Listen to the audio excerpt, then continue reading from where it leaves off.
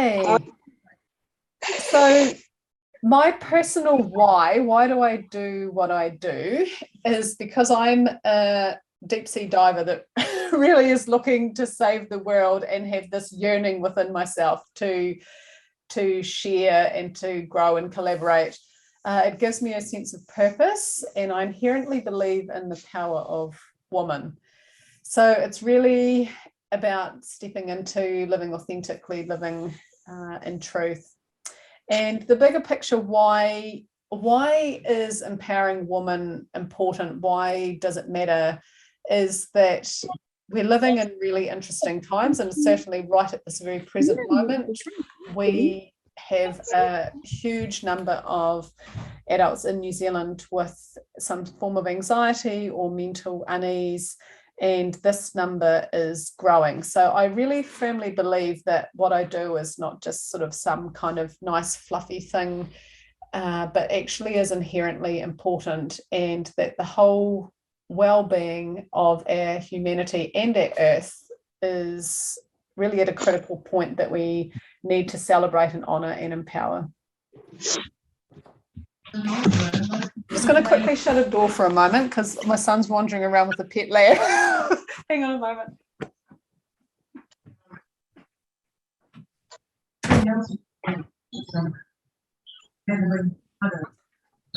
So to really dive deep into our superpowers, I think we actually need to give a little bit of context about why we might not even believe that we have them. So it's a big, I suspect that for many women, there's, even if it's an unconscious belief that we may not be as powerful as we truly are. Women are nearly twice as likely as men to be diagnosed with depression, and a lot of it can be linked to our hormones that affect us for a massive chunk of our life, actually. Statistically, teenage girls are much more likely to suffer from anxiety during puberty than teenage males are. Premenstrual syndrome, for some women, it's just a little bit of a shirty afternoon one day a month, and for others it's a really debilitating process that actually can almost consume them, and then that carries on through to pregnancy, menopause, etc. So statistically we know that women can have higher rates of mental unease than men because of hormones.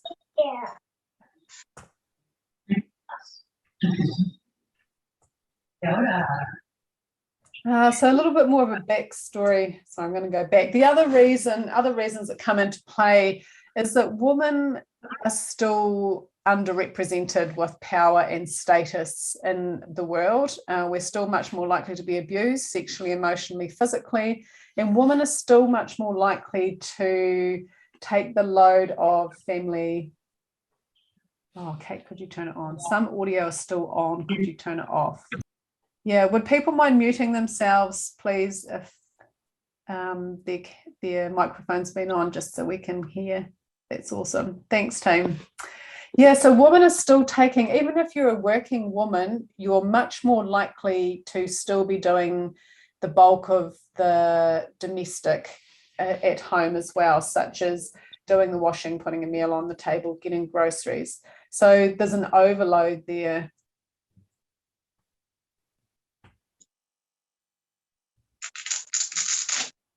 So a little bit more of a backstory to our superpowers. Keep calm and fight the patriarchy. So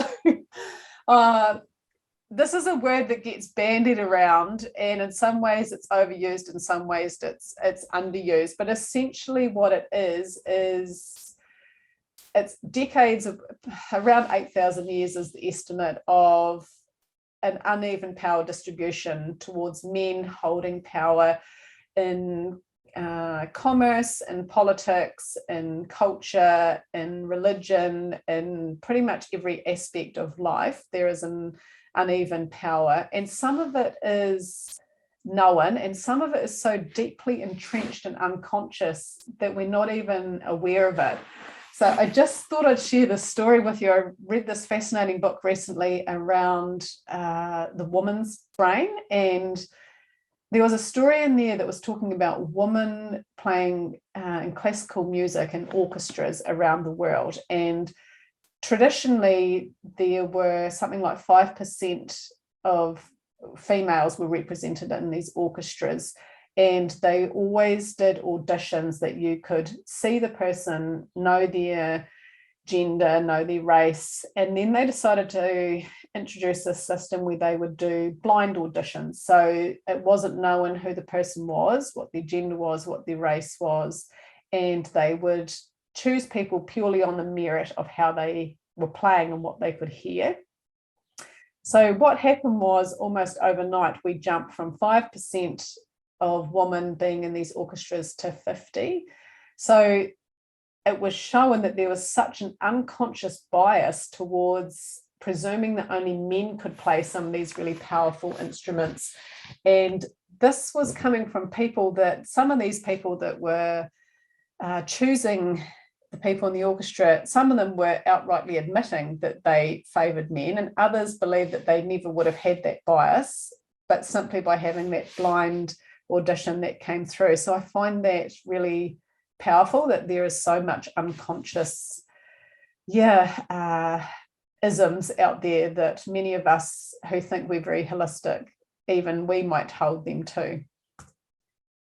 So even something lovely and nice, peace, love and mung beans like yoga has definitely got a history of patriarchy, of domination by men, of male gurus, of postures that have really been designed for the male body, some really rigid teaching structures that also, and some lineages actually downright abusive to women. It's really, it has filtrated almost all parts of life, the patriarchy and the misogyny towards women. Even religion has, if we look at Christianity, we have a male God, Jesus is a male, many of the heroes of the Bible are men. When women are mentioned, it's often as the wife of or the sister of, in that context, and then otherwise they're painted as the evil ones. It's all Eve's fault that we've fallen from grace, and somebody like Mary Magdalene is painted as a prostitute rather than a revered teacher herself. So this is not to get us all depressed and worried. This is actually to paint a context of why many women may not even believe it's possible to have superpowers. I think we need to understand some of this background to then really start to reframe and tell the story of what our superpowers are.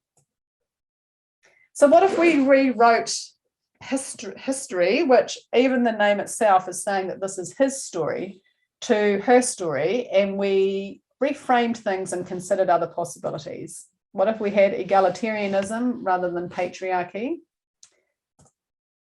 There's yoginis such as Uma Dinsmore Thule, who's one of my all-time heroes. She is doing a whole retell on the ancient story of yoga that predates what we know now, and it's very much around the divine feminine, and much of it wasn't written down. It was women coming together in circles, and it was shared in community rather than a written history.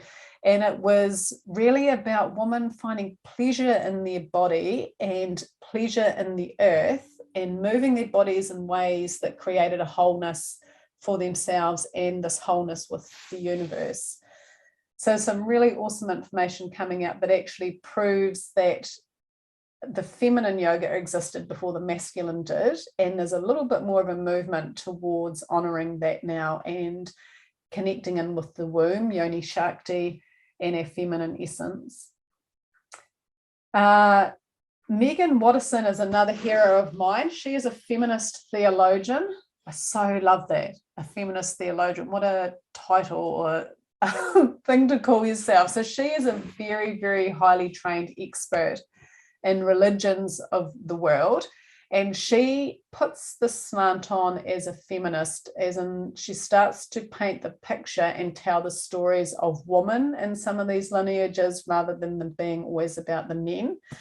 So Mary Magdalene Revealed is honestly a most potent and awesome work. That actually there's evidence to show now that Mary Magdalene was very much an equal to Jesus, was a preacher and a teacher in her own right, and just starting to reframe and question what we've been told for so long in religion around the domination of men, and actually starting to reframe that to bring some woman's perspective. So there's some good things happening. So I just wanted to take a moment to say that I'm pro-woman and not anti-men, and there is a difference. So for me, being a feminist is about empowering women and inherently believing in our strengths and creating a rising. It doesn't mean that I hate men at all. Some of my favorite people in the world are men, my husband and my son and my dad. I think what happens though is we've had such a massive imbalance for so long that there probably has to be a bit of a pendulum swing to really encouraging women to rise up, so that then we actually create a balance of both the feminine and the masculine coming together in a much more harmonious way. So the juicy bit, as women, what are our superpowers? So a little bit of a reframe. What if our weaknesses, I say in inverted commas, were actually our strengths? What if what we've been told and programmed with society for such a long time to see as a weakness as a female was actually a strength? So with our hormones, these are actually vital points to indicate health, and they are also potent ways to connect in with our feminine power, our wisdom, our intuition, our creativity.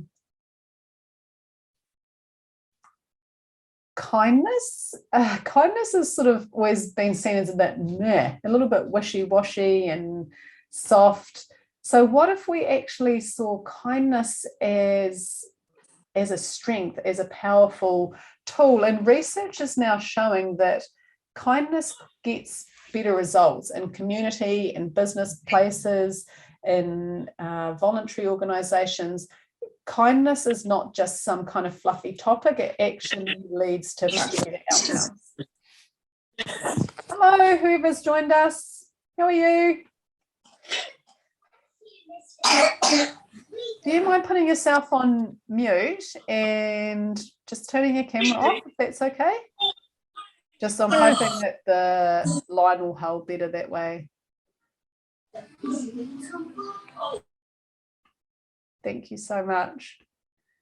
And having a balanced view. So women are proven to have a much more balanced view than men, in that we tend to be able to see different perspectives. We tend to have more empathy towards people.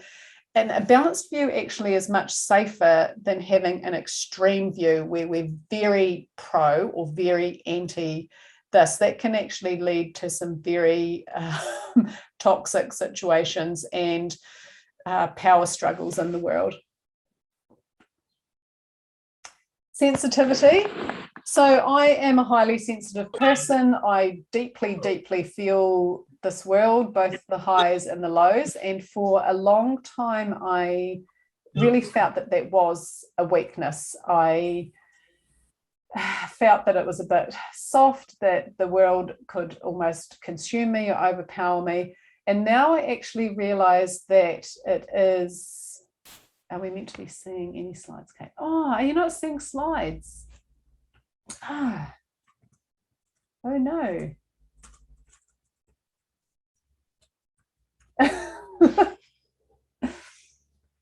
Okay, let me see why you're not seeing slides, because it does say I'm screen sharing.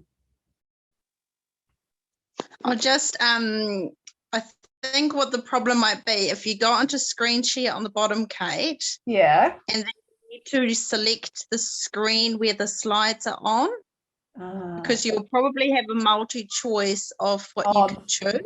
So it just says one person can share or multiple participants can share? Yeah, Or and then is you go that- on to, technically what you should get is a selection of different screens that you can share from your screen. So at the moment, what we're seeing is your folder, I think. Oh. Okay, so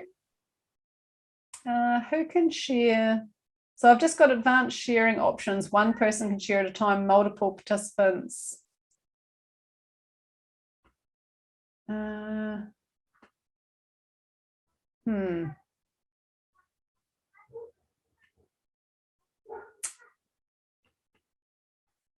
Oh, I'm really sorry about that. So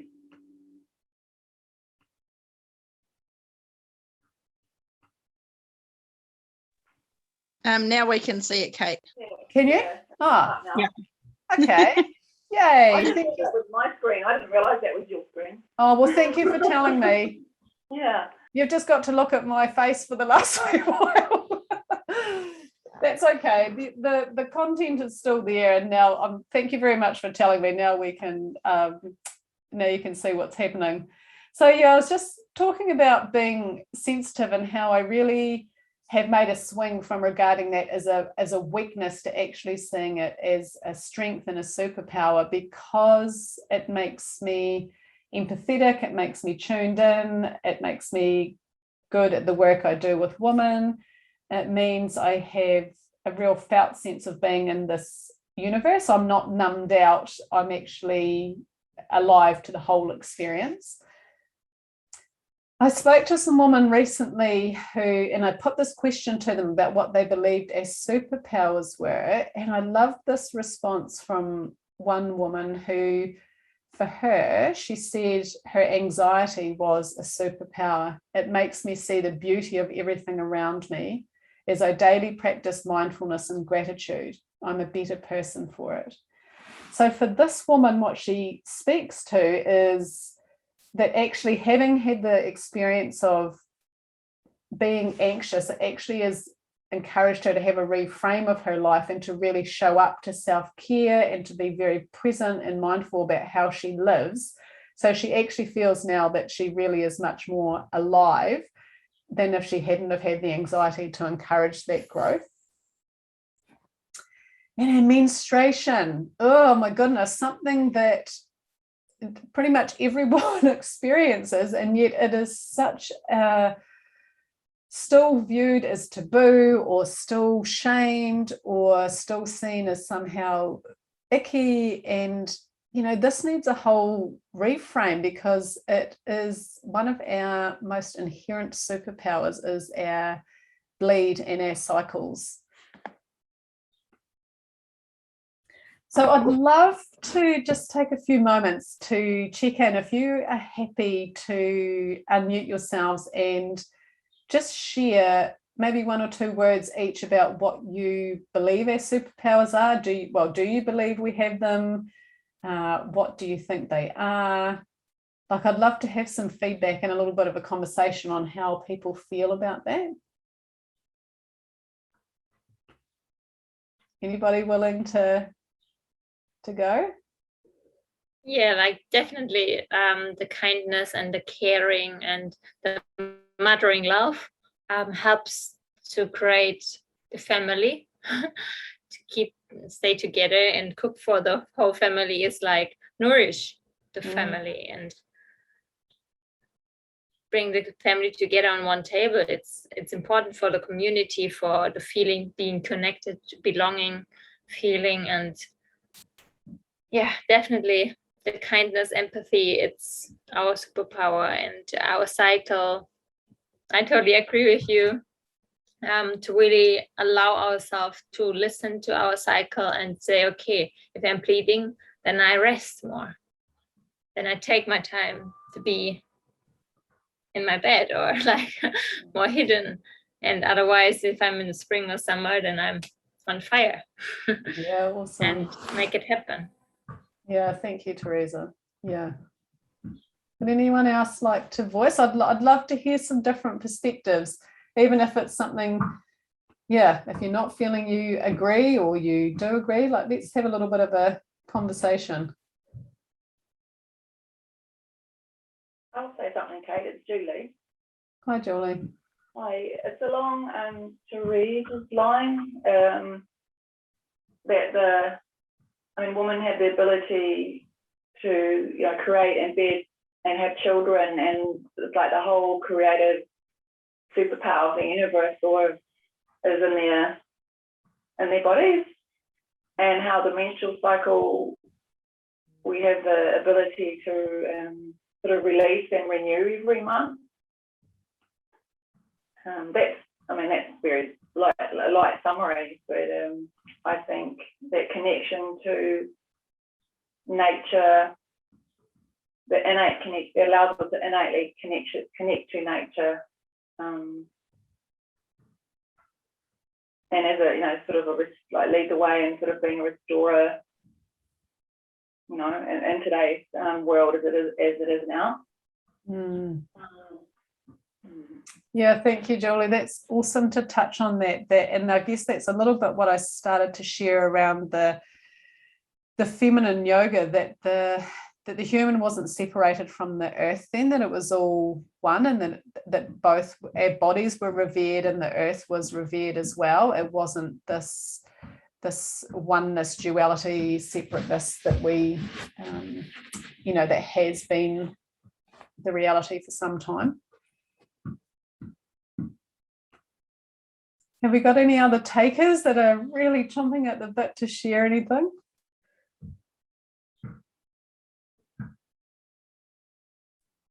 Okay, please, if you would like to, please just join in. I'd love to have some conversation around this as well. I'll carry on in the meantime. If there's anything that comes up, please feel free to have a chat. So menstruation is a superpower. What if we embraced our bleeding rather than being shamed by it? Well, somebody has said, I reckon perspective is an amazing superpower. Yeah, absolutely. I totally love that. Yeah, very true. If you have anything else you'd like to add to that, Marja, please feel free to actually talk to it. Just busy with kids, so unable to unmute. All good, thank you. So I'm not sure if any of you are familiar with Lisa Lister's work. She's like a really sassy, spunky, divinely feminine woman that has created her whole business is around a menstrual cycle and celebrating, honouring, learning to embrace. Hamish wanted to say something. Awesome. What would Hamish like to say? Oh, it's not Hamish, it's Chris here. Sorry. Oh, hi, Chris. Yeah, hi. I was thinking the same too with the perspective, thinking about women. I think over the years I've thought that women often see a situation or a problem from many angles, and are sort of more open to thinking it all through from other people's perspective, or just, looking at the whole picture a bit more. That's so true, and I will come to that in a wee bit too, that this book I read recently on the female brain was fascinating because it actually scientifically proved that women are the connectors, that they are actually completely wired for the well-being of society as a whole, whereas men probably are wired more for their own selves and surviving, whereas women, the picture is much broader, and it is absolutely about community and tribe and the wholeness. So we do, because it's so wired in, we do have a perspective where we want to see some harmony between people and take a broader perspective. So absolutely. So Lisa Lister, her work is so cool. She, just trying to get the quote up here, she has said, your period is way more than PMS, carb cravings, lady rage. It's actually a lady code that once cracked will uncover a series of monthly superpowers that can be used to enhance your relationships with others, build a better business, have incredible sex, and create a bloody amazing life. So the essence really is that when you can tune in and celebrate your bleed rather than being really bummed out about it or feeling ashamed about it, that there's so many powers there. So I think one of the best things I've ever done for really connecting into my own soul, and what is really important in my life is tracking my menstrual cycle and knowing very clearly the times in the month where I feel like I want to be with people and I can tackle really meaty projects and I'm really on fire, and other times where I need to really come inward and be a bit more introverted and nourish myself and slow down. Even for me, I've become aware that day 18, I have my lovely little imposter syndrome comes in for me, where I have the whole day, I have this voice, who do you think you are? Do you even know what you're doing? Nothing is working out. Now that I know that that comes on day 18, I'm aware of it. I know that it lasts one day and it moves on. So having that awareness has really helped me to go, okay, it's one day in the month that happens. I can manage it and know that tomorrow is going to be a different day. It really, it's so empowering to track your cycle. And for those of us that don't bleed, there's still is ways you can connect into your cycle. We still have energetic movements in the body, so you can still track that, really just writing down a couple of words a day on how you're feeling. For many women, it's about then connecting into the cycle of the moon, perhaps, rather than the actual bleed. So we can very much, no matter what stage of life we're at, whether we're bleeding or not bleeding, we're still cyclical, and we will still have those rhythms that we can tune into. So Uma Dinsmore Thule, I touched on her before, but she is like this most awesome, powerful woman that really brings the whole feminine into the yoga world. Women are powerful. Connecting to our menstruation raises our awareness of the nature of that power. It reconnects us, and that reconnection enables us to live in freedom, confident of our own potency. So one thing I find, this just blows my mind, but in yoga there are things called siddhis, which are superpowers. They're the almost superhuman ability or consciousness that for a long time it was believed that only like a male that sat in a cave in the Himalayas for 25 years meditating all day could achieve this advanced state of consciousness, of power, of almost being superhuman. And actually, do you know that a woman has access to siddhis every single time she bleeds? So I just find this phenomenal that we have this immense power that is almost dormant because we don't know, but it is there, where we have access to a deeper wisdom, a potency, a power that is almost superhuman, and that happens in our cycle. So I just find that so awesome. Menopause is a superpower. So menopause in our modern Western world is seen as something either ooh or a pain, or is either shoved away so that we don't talk about it, and if we do, it's in a very negative sense. But what if we looked at Iris here? So Iris turned 100 this week. Like, she is totally rocking out, this lady.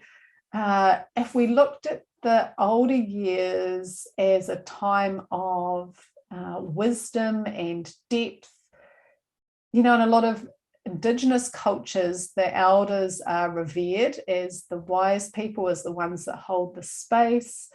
Our modern world tends to see older people as past their use-by date. We shove them away in homes, and they're almost seen as a burden rather than a powerful force of wisdom. So for many women who have been caring for and putting others first, midlife is the time when there's finally space to start thinking about you. You may feel compelled to make room for you, to live with greater purpose, or to answer the call to do something big in the world.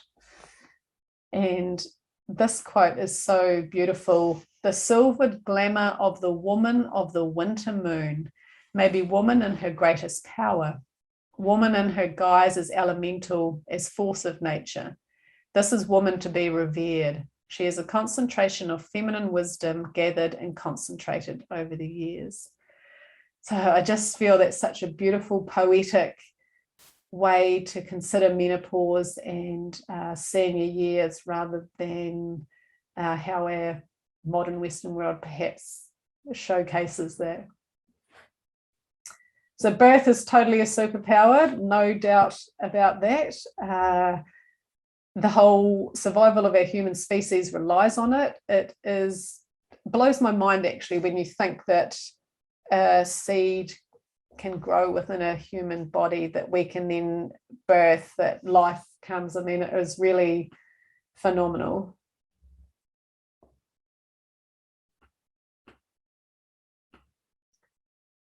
So this is the female brain I was talking about earlier. Dr. Brizendine is a psychiatrist. She's at Harvard Medical School. So she is very much a very highly esteemed and respected specialist on the brain. And what I find amazing now is that what has been known for a very long time in a lot of ancient wisdom traditions is now sort of being proven by modern neuroscience, by quantum physics. So I guess it's becoming more evidence-based. I love this. Did you know that every brain begins as a female brain and only becomes male 8 weeks after conception?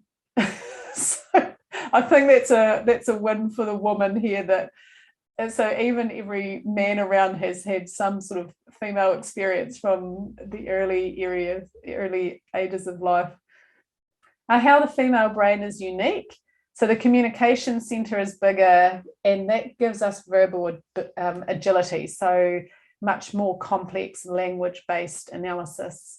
The emotional memory center is bigger. So we're actually totally wired up to have a deep connection with others. We have a nearly psychic capacity to read faces, tone of voice, states of mind. And this also comes with an ability to diffuse conflict, because we're quite tuned into how another is feeling or what they might be thinking about. We're very aware of how we can maintain some kind of peace. So the crux of the matter is that the female brain dictates that communication, connection, emotional sensitivity, and responsiveness are primary values. So we're really geared for that human connection, that oneness and well-being. A woman prizes these qualities above all else and is somewhat baffled by a person with a brain that doesn't grasp this, such as men. So hormones and the female brain. Hormones are absolutely hardwired into the female brain, so much so that they create our reality. So it's not just like the brain's here, the hormones are down here, and they're two different systems. It's absolutely interwoven, and this is found at every stage, right from a very new female baby all the way through to menopause. There'll be some sort of hormone thing happening for women in their life. They act as fertilizer for neurological connections. And because of fluctuating hormones, a woman's neurological reality is not constant like a man's. So a man's brain will stay relatively constant, whereas a woman's will fluctuate with her hormones, sometimes by up to 25% each month. Intuition is a superpower. So intuition is a deep knowing. It brings us to the absolute truth of something. It's regarded as a faculty of higher mind and is sensory. It actually can keep us safe, give us a sense of purpose, give us problem-solving skills. Albert Einstein said the only real valuable thing is intuition.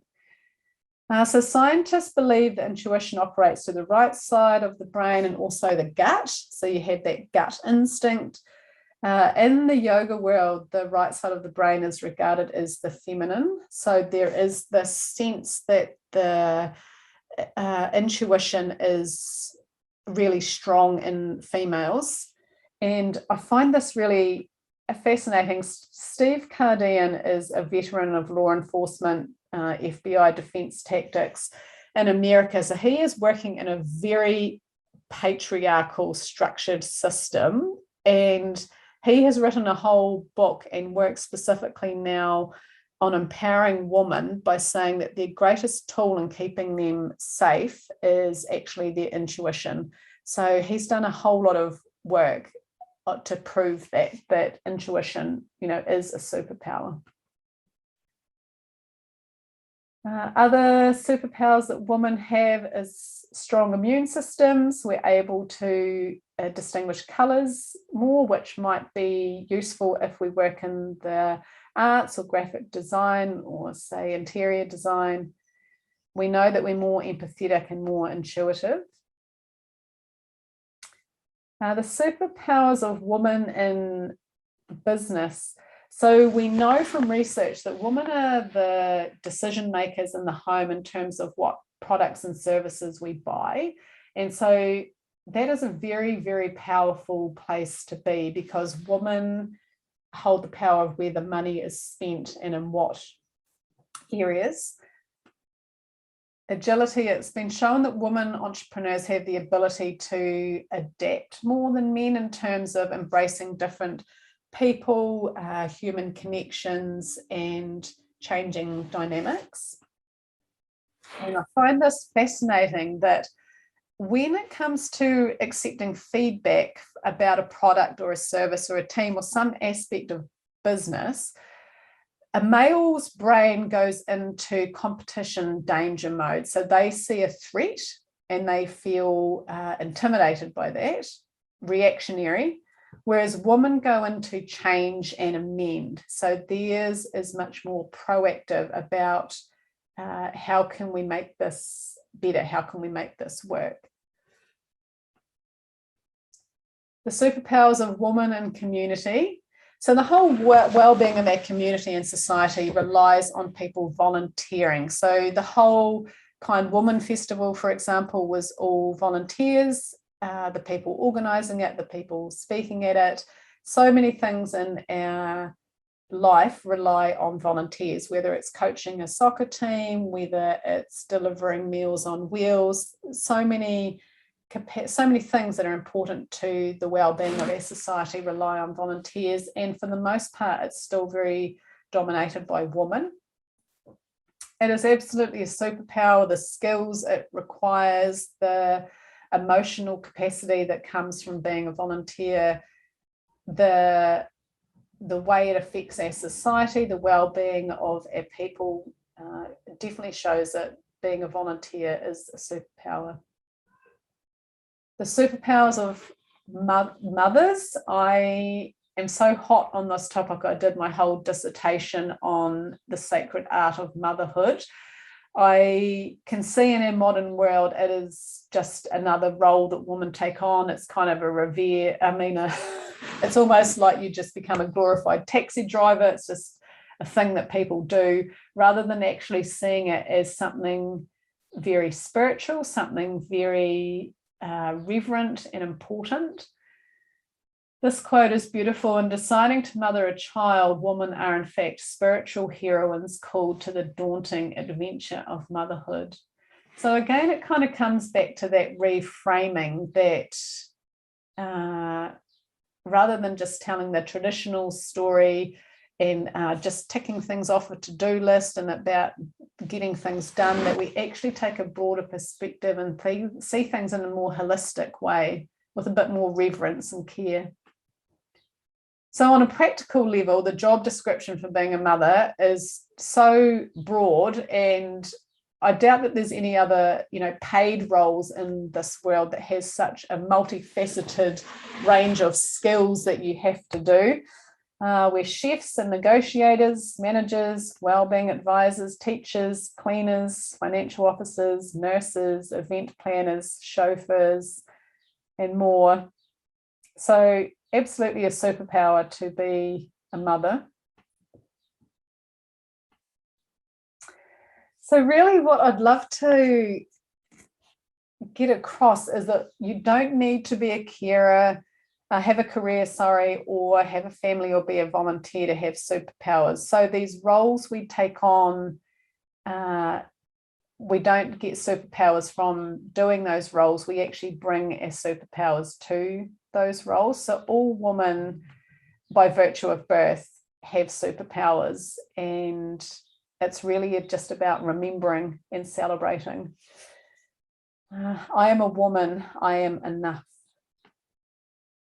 And to leave you with some perspective from the Dalai Lama, who, while he is a man, is very in touch with the feminine. And these are just some quotes he has spoken publicly about the power of woman. Women have the capacity to lead us to a more peaceful world with compassion, affection, and kindness. And I love this one: the world will be saved by the Western woman. He's even gone on to say, some people call me a feminist, but we need more effort to promote basic human values, human compassion, human affection. And in that respect, females have more sensitivity for others' pain and suffering. So that is us, the conversation around woman and as superpowers. I would love to open this back up for some discussion and to hear your views and how you feel, maybe what your experience has been. If you're willing to open up and have a chat.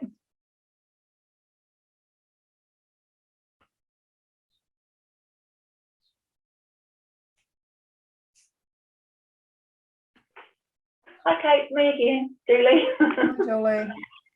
I just wanted to share that I work at Kiwi Bank in Wellington, and they have a 6-week leadership in women, but it's not just women that can attend. And we had a topic of menopause. I was terribly excited to work for a workplace that would openly talk about menopause. I know it's not quite what you asked, but I still wanted to share, because I felt that was quite a significant shift. And it was recognizing, and it was me listening, it was recognizing sometimes like menstruation, the different degrees of what women go through and experience. And then there's a woman, it's called Power Pause, if anyone wants to look at her website. So she's doing some work around this and New Zealand is catching up, she said, about recognizing and making provision for women going through this period of their lifetime and the impact that it can have. So it was a very open conversation. So I hope I haven't deviated too much for you, but I thought I just would take the opportunity to let people know. Yeah, that's so awesome, Julie. And that is a really cool, it's a perfect example of how we're, like, you could argue that, say, working in the line of work that you do is still regarded as a patriarchal system, but it's that there's a retelling of the story starting to come in, that they're even having these conversations. Like, I think that is an awesome example of starting to, we can't change something we don't have an awareness of. So if we even have an awareness to begin, then things can start to change. So that's an awesome story. That's fantastic. Yeah. Okay. Thank you. I'd love to hear. Julie. Sorry. Julie, thank you so much for sharing about Kiwi Bank. Then, because I wouldn't think about Kiwi Bank would offer this kind of conversations. And in the retreat at Araha, like, there was like an entrepreneur retreat, and honestly, they were so interested in the whole female cycle, and they were so interested in the whole hormones effect of work efficiency, and they wanted really to understand everything, that there can be more adaptable for the situation.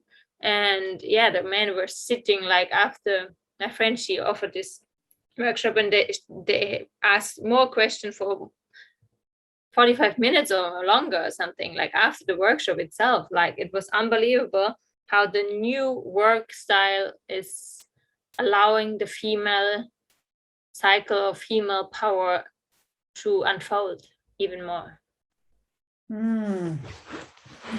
That's awesome, Teresa. And I think another thing that comes to mind for me as you're speaking there too is that patriarchy is a system that also actually dishonors men as well. It actually is it's a system that still lets only a minority hold the power. And I think actually that ultimately a system that is much more egalitarian. So regardless of gender or skin color or socioeconomic background, that we can actually see the oneness and the beauty that is there, the yin and the yang that comes into a harmony.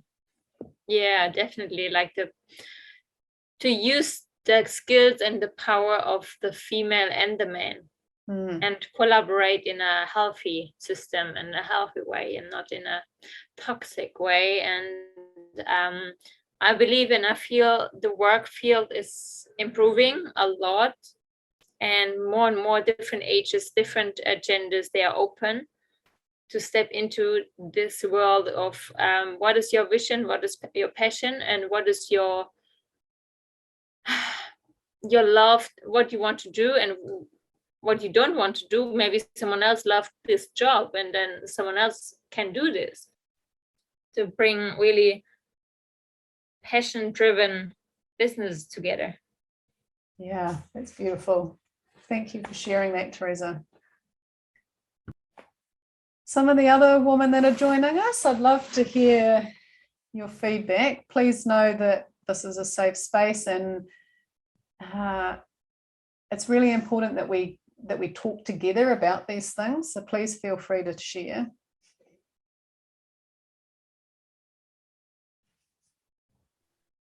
Hi, Kate. It's Wendy here. Hi, Wendy. Hi. I just want to share that I find this very empowering, just getting together like this. I'm not used to joining in a group conversation like this about such superpower subjects.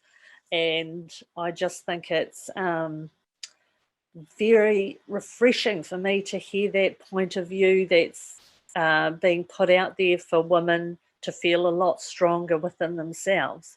I think that, like, because I'm older and I'm in the whole menopause setting, it's almost like I think back to the way I grew up and the way I brought my children up, and I'm thinking, gosh, I wish I knew about this 20 years earlier, like when my children were little. But in saying that, I'm in the here and now and embracing everything that you've been sharing. And gosh, I've got a lot of looking into, a lot of books to read and information to look into after this. So thank you so much. Oh, yeah, that's awesome, Wendy. And thank you for saying, for being honest and vulnerable with that. And I guess any of us at any stage of our life could have a little bit of a, like, I wish I knew that then, but actually we only come to things when we're ready. And on the flip side of that, isn't it awesome that you know now that you haven't got another 20 years down the track and thought, I wish I knew that so I mean, it's all perfectly imperfect, really. Yeah. Yes, and I agree. And things happen when they're supposed to happen in timing and everything.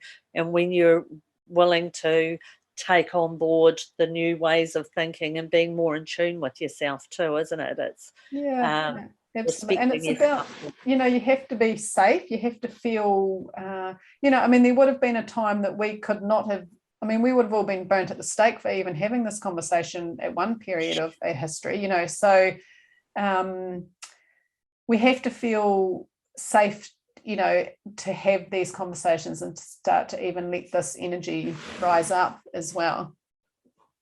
Yes, absolutely. Thank you. Thank you, Wendy. Yeah.